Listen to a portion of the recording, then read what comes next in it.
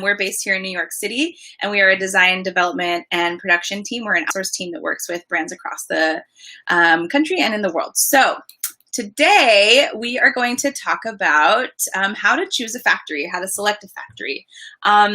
Basically, how to select a factory is there's several parts, and what we're going to focus on is 4 steps. So first, your size of your collection. If you have a small collection, a 4 to 7 piece collection, let's say, it's really helpful to try to stay all in one place. Now, that would require that your brand and your collection that season is cohesive and similar pieces. So if you have a swimwear piece and you have a top like this, you're probably not going to be able to make it in the same factory. Some places maybe, but for the most part, if you have a smaller collection, if you're doing a top like this, you might do another top, another women's top. Sorry, there's so much construction, so if you hear noises, sorry. But anyway, so 4 pieces. Let's say you have a dress for women's wear, a top like this, one pair of pants, and a different short sleeve top. That could all be done in the same factory. That's same for men's wear. If you're doing, a short sleeve button up, a t-shirt, like a lightweight spring jacket and a pair of pants, you should be able to do all of that in one factory.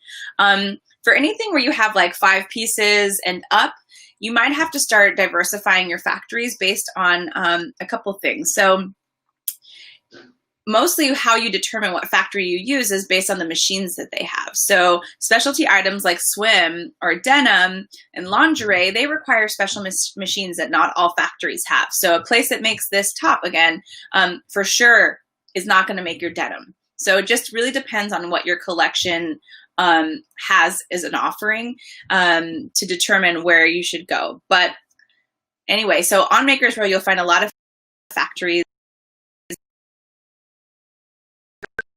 For anybody who has been in the industry, we have factories that we hundreds of factories. So that's how we determine where to go, is based on the style itself and then also the quantities. So there's different types of factories. There's turnkey or full package factories. They usually have high MOQs, generally 300 units per style per color for adult clothes, and then upwards of 500 to 700 units per style per color for kids.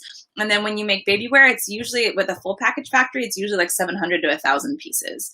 I forgot to mention that if you have any questions along the way, please feel free to ask. I will also stop at the end of each segment to answer questions. Okay, so the other type of factory we have is it's like a full service factory.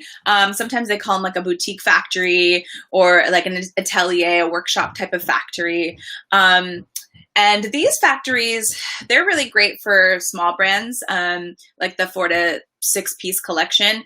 They usually can do a variety of styles, and they can do a lot more service for you without having to do full package. I'll explain what each of these factories are in a minute, so hold tight. The next type of factory is really or the next process, I suppose, is you would be working with outsourced separate vendors, separate contractors, depending on their specialties. All 3 are equally good. There's a variety of reasons for going with either one. For the most part, turnkey or full package factories are really exclusive to people who can make high minimums. So let's start with what a turnkey factory is. They are a factory who supplies everything from fabrics and trims, and they handle all aspects of development and production. In Los Angeles, for example, there's a lot of turnkey knits factories. They keep jersey in stock. They keep sweatshirt fabrics in stock. They keep the ribs in stock. They might even be able to supply you with thermals or PKs or things like that, even like a engineered collar for a polo, for example. So basically you give them your tech pack, your inspiration, maybe even swatches, and they provide the fabrics. Now, some turnkey factories are open to working with third-party fabrics. I prefer to work that way a lot with just certain specialty things. Like if we were to make like this tank top I'm wearing underneath, that factory may be able to do a t-shirt and supply the fabric and the rib for the t-shirt. But when it comes to this tank top, I might want to go to a third-party mill and get like a nice doll jersey and have the factory sew it at the full package turnkey factory. So at those full package factories, they mostly do all of the work under one roof, but they do tend to subcontract, sometimes cutting, sometimes things like specialty, like binding cuttings, especially spaghettis, things like that. And then they usually handle and manage the screen printing, embroidery, or any dyeing, but they don't do those usually in-house. When you go overseas to like Peru, when you're starting to do thousands of units, I've been in factories where it's like a massive city block and it's, 14 stories tall, and they have like the wash house on the first floor. They have the finishing of like for denim, like grinding on the second floor. They have the cutting houses on the third and fourth floor, and then they have all the sewing, all the rest. It's a fully vertical factory, and they will even supply you with the fabrics because in the other building down the street, that's where they're doing the fabrics and dyeing and everything.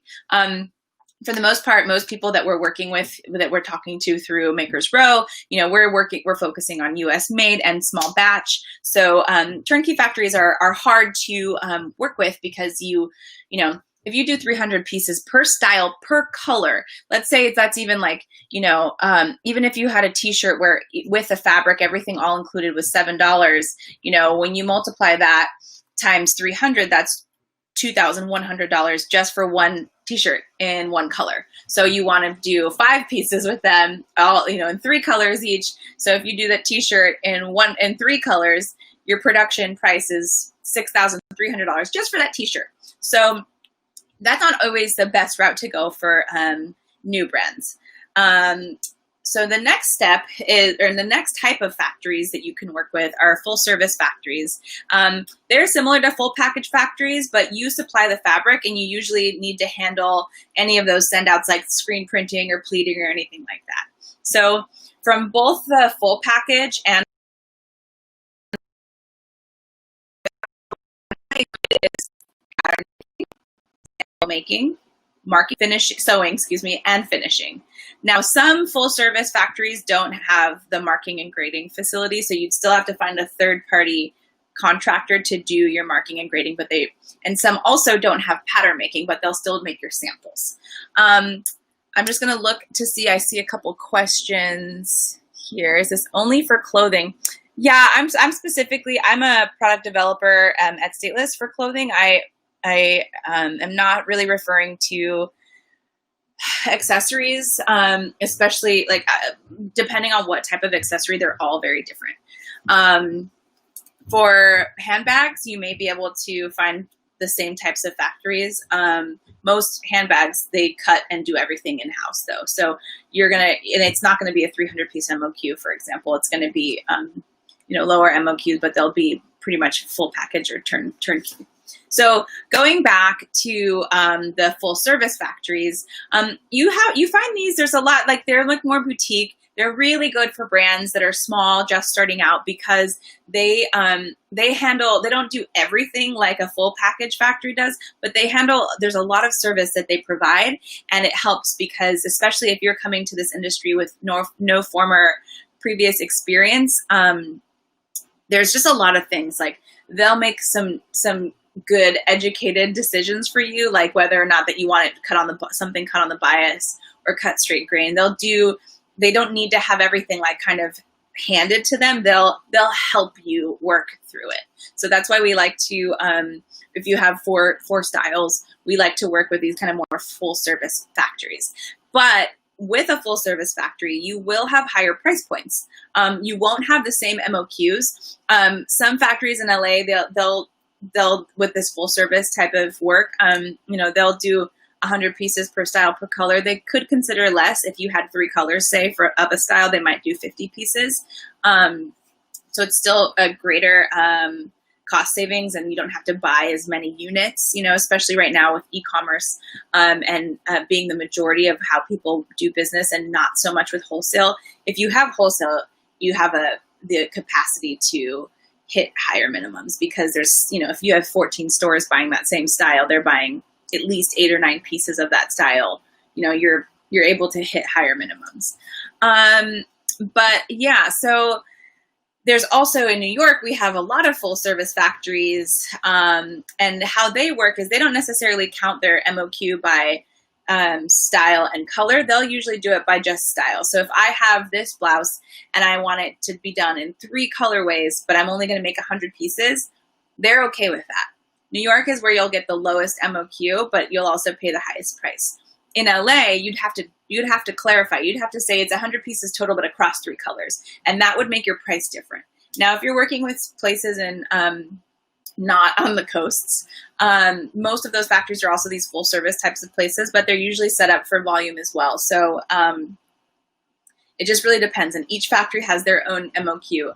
I do want to mention before I open up to questions or move on is that the main reason that factories have these minimums, it's not because they want to be exclusive or get you out, right? Factories are set up to varying levels of with assembly lines going. So in those large factories that are full package, they have one person doing an armhole of a t-shirt all day, one operation. That's on an overlock machine, and they're doing that armhole all day. It is every time they take a cut works, like this piece is cut and this collar is cut. Every time they open up a bundle and they have to move it to a different machine, or the operator has to change what they're doing, that is a decrease in efficiency. So when you have a 300 piece MOQ, they can get you a really good price on a t-shirt because they've got one sewer doing the armhole, both, they'll be putting both arms, and they pass that to the next sewer who has the cover stitch machine. They're turning the hems. They're doing the hems of the sleeve and the bottom hem. And then actually the armhole sewer would also be putting together the side seams and here, and maybe even the collar. And then you have somebody else, going and trimming it. So each person is doing one specific operation. In smaller MOQs, most factories, how they're working is that one sewer is doing several operations. The more volume,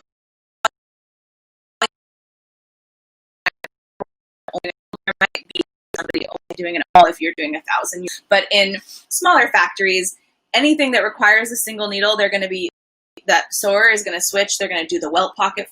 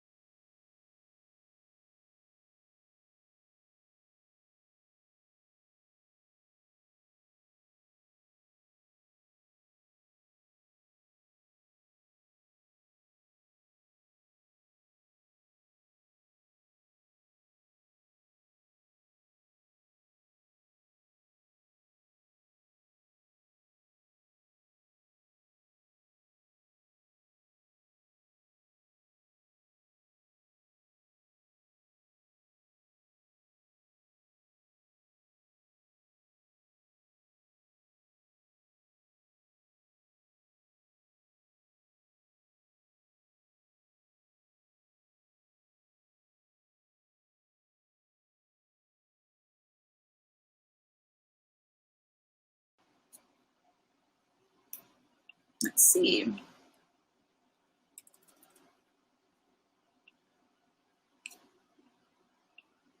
Okay. Hopefully you can hear me now. Let me know. Okay, sorry. So let's see if there are any other questions here. Makers Row doesn't reply to emails. I think they will. You just have to get the right person. Let's see.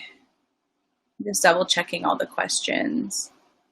Okay, great. You can see me on the other places. Are there USA manufacturers that produce nylon hosiery for women? Oof. Hosiery is a big one. I've done hosiery a lot in my past. Huge minimums, pretty hard to do. Yes, there are manufacturers. I'm not sure if there are any on Makers Row. I haven't had to look them up because I worked with them in my own network in the past. But the answer is yes. Socks and hosiery have huge minimums, just so you know. But yes, you can do it. Let's see what else. Okay, yes, on Instagram you guys can hear me. Okay, great. So, sorry. So we have our full package who basically literally like you send a PO, you send your tech packs and you send a PO, you approve fabrics and you do everything through the factory.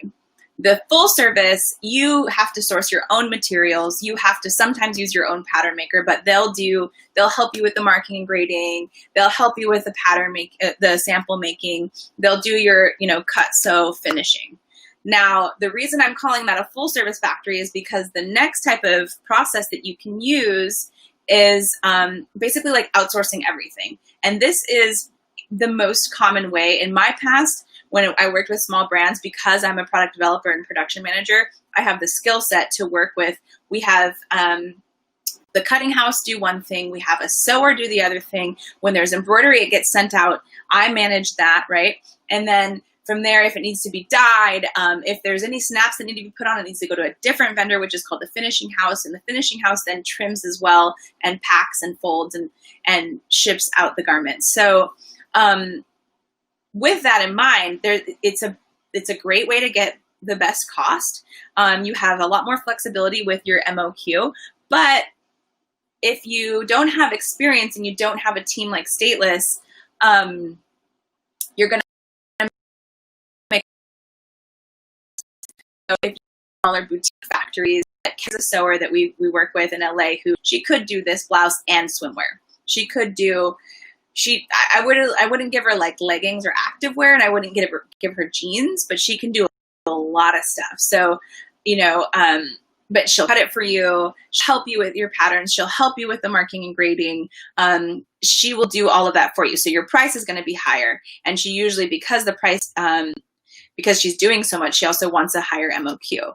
Now, nobody really wants to do 25 units, even in New York, like where you can get low MOQs. Nobody really wants to do 25 units per style. Like in the old days, that would be considered a salesman sample set. Like if you had, if you were JCPenney and you had a sales rep in Dallas area, and then you had another one in Florida, and then you had the Northeast, and then you had the Midwest, and you had the Pacific Northwest, the Sun Belt in California, you would have that many units just for your salespeople. So 25 units is really low. But when you work in this way where you're doing kind of everything piecemeal, there's not really an official name for this. I'm calling it like outsourcing or piecemeal. You have the ability to, you have a variety of factories you can work with, so you can have a wide breadth of styles. You can make this piece in one factory. You can make your activewear piece in another factory, and you make your jeans in another factory. But again, you just have to have the know-how, because you're doing everything. You're managing everything. You're sourcing the materials. You're making sure the patterns are correct. You're making sure that the samples are correct. You're then, ordering all of your production materials. You're handling your own marking and grading through a marking and grading service. You're overseeing it getting cut. You're overseeing it getting delivered to the sewing house. You're overseeing it delivered to the dye house, making sure once it gets back from dye, it goes to the printer, and then the printer sends it to the finisher.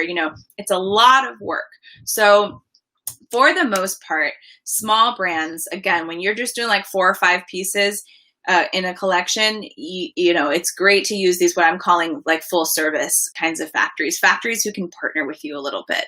The bigger you get, like there's still a lot of independent brands that we work with, but they offer like in menswear, it's like, your button ups are going to be made in one place. Your bottoms are going to be made in another place. And again, I want to just call out, that's because the machines are different. Now, some factories, we have one factory we like to work with in New York who can do button-ups and bottoms, because we tend to make them like flat felled seams on your button-up shirts for menswear. And the flat fell seam machine is also used on jeans. So you can share categories in factories, even when you do this kind of piecemeal method. It's just, again, you just have to know what you're doing if you don't want to make mistakes. I'm going to stop and answer a couple questions. I see, for a small collection of swimwear, do you recommend I use a full service factory? I'm on the West Coast, thinking 3 to 5 colors for 1 to 5 styles. So swimwear is interesting. They will be more full service. I do not recommend, if you've never done it yourself, to try to work the last route I'm saying, where you take the thing from the cutter to the sewer. Sometimes you cut on straight grain. Sometimes you cut on cross grain. You have to buy different elastic measurements, getting your spaghetti made. All of these things. Swim is very, very, very complicated. You're going to have to hit a pretty high minimum. There are really good factories that do full service. Maybe not full package. You can supply your own materials. You'll be, they'll make you still buy the elastic, but they'll handle sending out the spaghetti. They'll handle sending all of that stuff out. So that's what I mean. It says paused due to poor connection. I am very sorry, guys. I don't know. We had a storm in New York. I'm just going to wait until Instagram comes back on. Hello? Okay, great. Okay, back. So anyway, I wouldn't recommend trying a full package factory, because you're going to have to hit too many minimums, but you should be able to find, in swim in particular, you should be able to find a pretty full service factory who can help you handle outsourcing, especially the straps and spaghetti and all of that stuff. It's really, really complicated. I'd say like 10 years ago, I did it myself in the piecemeal sort of way, and I had to recut the straps of this bathing suit like 10 times because, and then it didn't say how wide it was, it didn't say whether direction, and I was trying to do it in the factory that I was working with really wasn't a service provider, so they didn't really help me work through it, and we had to like recut the straps. It's only like 3 yards of fabric, but we had to recut the straps. I'm maybe not 10 times, but we had to do it a lot because it was hard. Are there companies that house our inventory and ship out to customers? How expensive are these types of vendors? So I'm not really talking about distribution right now. I'm just talking about making product. That question off YouTube, I think it is, that's a warehouse. That's a distribution center. And yes, there are companies all over the country. Like Rag & Bone they're in New York, but they use a company in Ohio is where I get my stuff shipped from when I order from Rag & Bone. There's DCs or warehouses that help you house your inventory and ship them. Yes. I'm going to see here. So I want to see, there's some more questions. I keep freezing. I'm sorry, guys. Will Stateless work with brands on tech packs? Yes, we make tech packs. Is there a baseline standard amount of units, say for a loungewear line? Yeah, I would say that for the most part, no factory wants to make any less than 50 pieces per style, per color. If you have 4 colorways and the total adds up to 150 units, 300 pieces, the factory will negotiate. Like if one color, you want to make something like a neon yellow, you're probably not going to want to make 50. If you're just starting, maybe you only want to make 25, but the rest of them are a good amount. The factory will work with you for the most part. Let's see. Looking for baby or toddler socks manufactured in US and having a hard time. Socks are hard to get made. There are some sock vendors in the US. A lot of them are in Portugal. I will tell you that much. And they have really high minimums. For a small startup, would you suggest I work with a technical designer to get my pattern tech packs, then take that to a factory, or have a factory do the tech packs too? Ooh, that's a good question. I've talked about this before, so I'm not going to go into too much detail. I do not recommend that we at Stateless do not recommend that you ever work with a factory to make your tech packs. You want to be able to audit, and now this is my personal opinion again, you want to be able to audit and protect your process, and if the factory owns it from start to finish. I worked with a swimwear brand before my time at Stateless, and she had found a small manufacturer who was great. She did full service. She gave her pretty low MOQs. We had to print our fabric ourselves and get it sent to her, but she made the spaghetti. She handled the, guys, it's kicking me off Instagram. I'm so sorry. Let's see. So I've got two things going on. I'm here on this live stream that connects to Facebook and all the others, and then I'm on Instagram as well. And they're both failing me at different times. Okay. Okay, I'm gonna just do that and post. Sorry, guys. I'll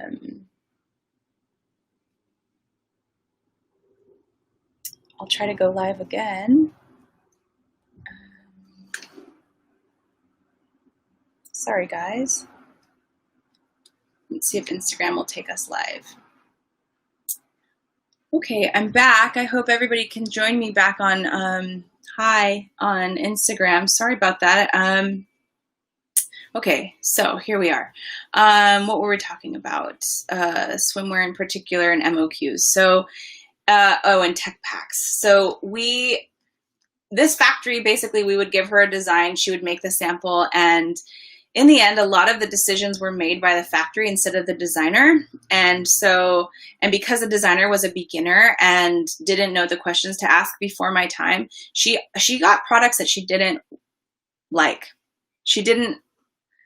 Because she had everything with the factory, making her tech packs with the factory, and everything was being made with the factory, there just was not enough control. So how we work at Stateless, and this is how most brands work, we follow best practices from our professional previous experience. So we, like creative director, we sketch. When we have the sketches approved and the fabrics approved, we make BOMs, we make the specs, and we finish out the tech packs with all of the technical call-outs. We pass that to a factory. We review all of the details with the factory. The factory either cuts and sews and makes the pattern, or one of those two things. We might pass it to a pattern maker. It doesn't matter. But we pass it to one of the contractors, and then from there it goes down the line of getting pattern, sample, sewing, back to us, fitting, pattern, sample, sewing, back to us. And then when it comes time to production, we take that pattern, we take it to a marker and grader, we get it graded, and we send it to the factory. The reason that you want that medium between you and the factory is that you can come back and say, our tech pack that we approved has a pocket going this way, not a pocket going this way, pockets going this way. That I would never recommend having a factory do your tech packs, bottom line.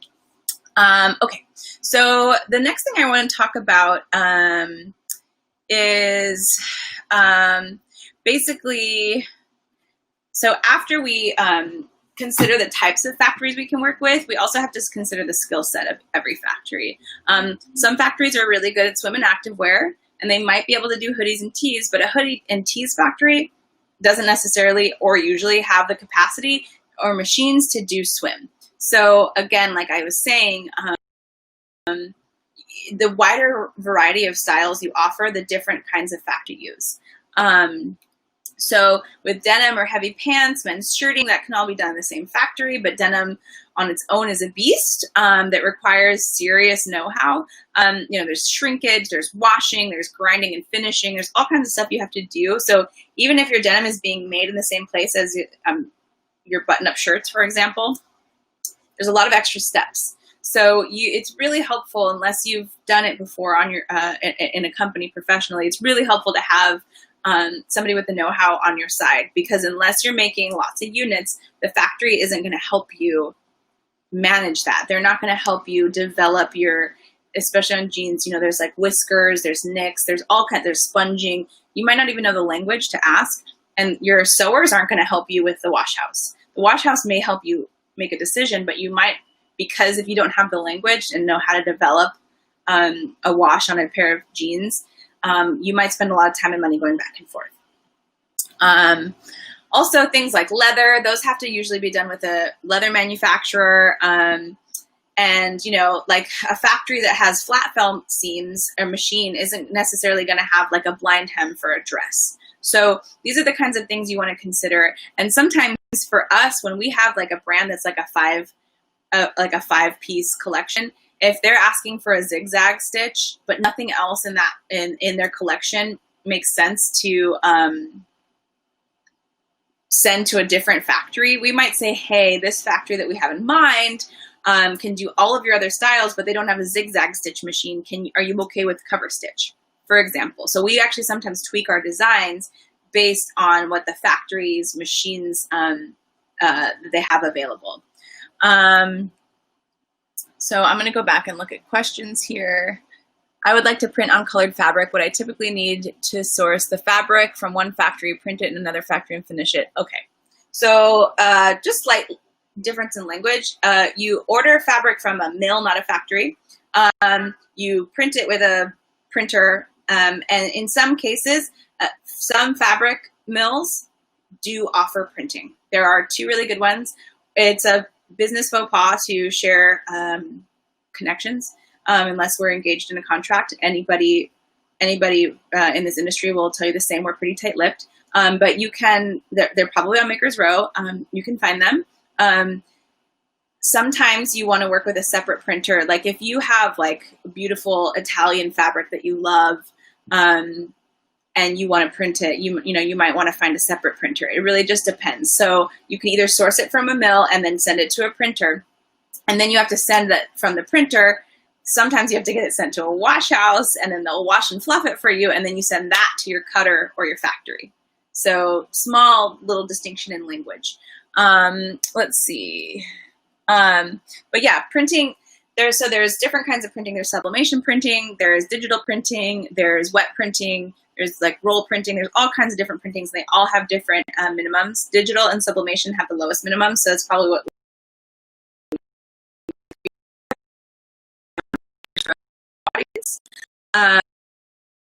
and sublimation can only be nylon, the best, silk as well. You can also silk screen. It's pretty old fashioned.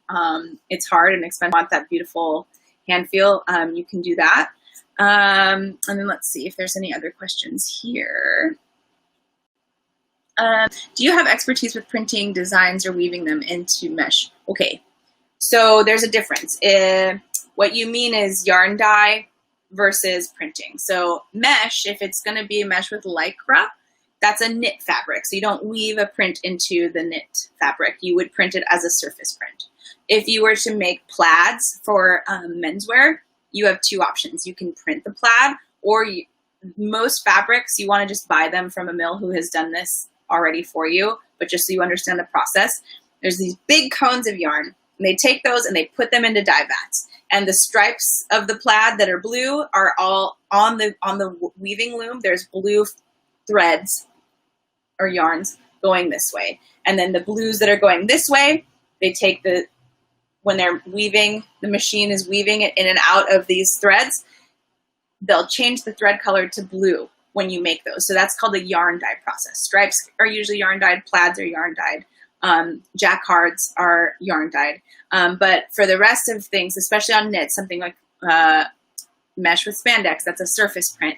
Very easy to do. Sublimation, usually if it's a poly spandex, you do sublimation. If it's a nylon spandex, you do digital. Would the mills that you know about require large minimums? So with sublimation, you can do as little as 1 roll. But so with printing, we're going off topic, but I'm happy to do that.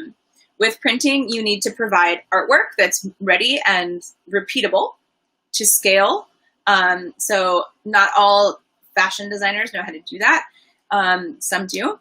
But if you hire like a girl from Instagram that you like, who's an illustrator, and she gives you something, the printer is going to have to, we need to put it into a tech pack format that works for surface printing. Sublimation, you can do as little as 1 roll of fabric. And that's because what they do is they print on paper, they take a stock roll of fabric, and they literally, like, the paper slides onto the fabric and it gets pressed through this like machine, and it dyes the surface of the fabric with the ink from the paper. It's kind of like a temporary tattoo or something. It just gets put right on top of the fabric. Digital printing, it's literally like a printer head going across the fabric. So they can usually also do low minimums, but it's pretty expensive for low minimums. So sublimation is your best bet for the lowest minimums, and sublimation can only be done on polyester. Do you have already made apparels manufactured? No, we do not do that. Let me just make sure there's no other questions. I would like to print on colored fabric. I would typically need to source the fabric. Oh, I missed that note. So you cannot print on colored fabric. You have to print on PFP, prepared for print. It has to be white or kind of natural color. You cannot print on colored fabric with sublimation or digital. If you silk screen on colored fabric, or you discharge print using roll printing or wet printing, then you can, but that's huge minimums. Usually roll wet printing is like 1,000-yard minimum. And that's the only time. So discharge print is where you take a silk, it's red, and you want the white, you're making a floral white pattern going across it. It's almost like a screen, but it's on a roll. And that ink literally bleaches out the color from the red silk, and it gets you that color. And it doesn't have a hand feel. It's like you can't feel the print on the surface. If you silk screen, you can also silk screen over a colored fabric. But you cannot, usually for the most part, if you have an all over print, you are printing on prepared for print fabric. Okay, let me see. I think I've answered all the questions. Sorry about my technical difficulties today, guys. So the last thing I really want to mention is that I've said it a million times every time I talk on one of these. Factories require a very clear communication. So it's again why I would never recommend a factory doing your tech packs. You want to have the documents that have all the information you want, and you want to give it to the factory. We've talked about it every time. So if you go with full package or turnkey, if you don't have a team like Stateless, if you don't use full package or turnkey, I should say, and you don't have a team like Stateless, it's on your own, because they need to know the language. I'm telling you, experience when I was, like a little runner going to factories, and they'd say like, oh, but you have to go get the send out. And you're like, what's the send out? And what they meant was like the binding on the neck. And then it's like, well, I don't know how wide that needs to be. And I don't know what you're talking about. And the pattern doesn't say it. And now, I'm working on a small brand who the owner is kind of just like me, doesn't have a lot of experience. Like, I can't go to them and ask.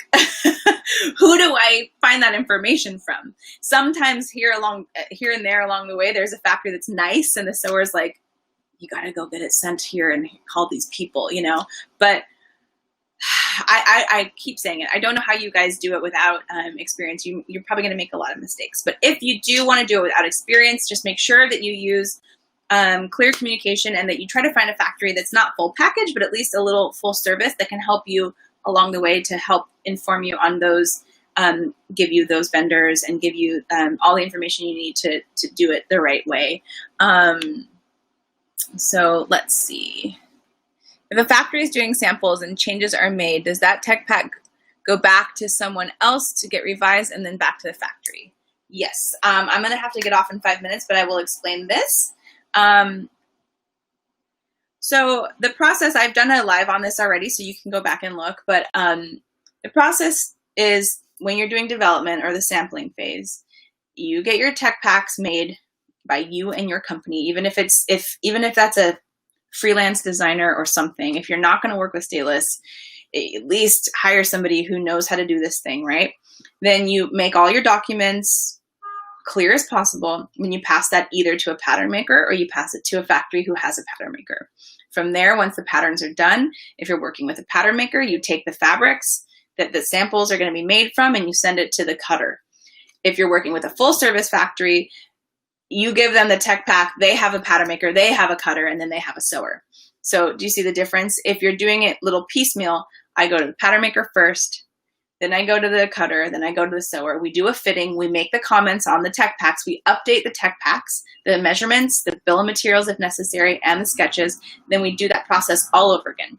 You usually want to do that at least 3 times to get yourself fit approved. And then from there, you transition to production. I'm actually next week, I'm going to do a conversation about transitioning from development to production. It's like the pre-production phase, really important phase. It's really hard. And I do want to, like, what I'm going to end with here is that in my past, I've worked with a lot of mom and pop kind of brands, and they did it their way. They did it this piecemeal method where they had a pattern maker and they sent it to a cutter and then they sent it to various factories. But because I didn't have professional experience in the past, their process was pretty messy. And when you're messy and loose in development, it always falls out in production, and you have really sloppy production that gets messed up, or best case scenario, delayed, and you waste a little bit of money.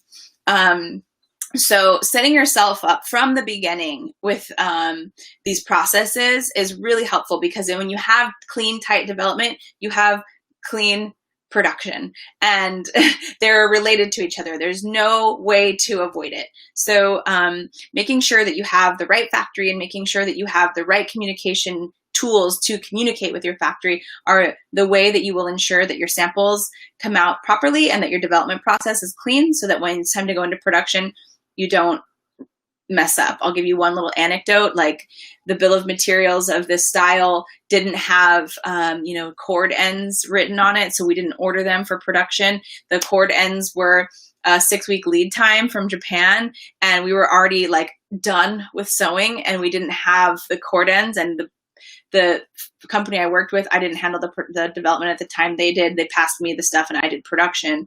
And the sample that they gave me to reference also didn't have the cord ends because it was an older sample. So I didn't notice that there wasn't a cord end, and it was too late. Like, at the end, we had to wait 6 weeks. No, we were going to now we had to make this style without those cord ends. And it was just always these like little sloppy things like that make it really hard. So that is why I recommend, for most people that we find on Makers Row, I recommend to hire people like us at Stateless, and to also try to work with those kind of full service factories. Again, these are not official titles. This is me making categories. I'm going to see, do you have any advice on how to find plus size fit models? Yes, there are great fit agencies. I love State agencies.